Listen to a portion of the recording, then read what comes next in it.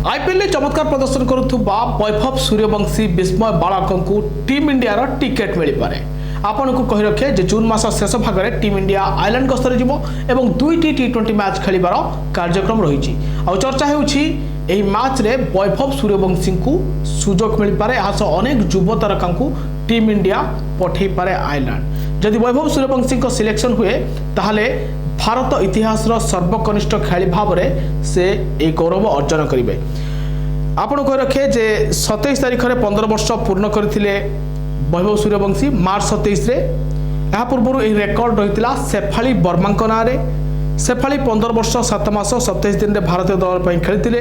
तेरे पुरुषों मध्य सचिन तेंदुलकर ना एवं भी रेकर्ड रही सर्वकनिष्ठ खेली भाव में। सचिन तेंदुलकर 1999 मसीह मात्र 16 बयस 205 दिन में अंतर्जातीय डेब्यू करते। वैभव सूर्यवंशी जदि टीम इंडिया रे जोग दियंती ताहले सर्वकनिष्ठ खेली भाव में से यही रेकर्ड अधिकारी हेबे।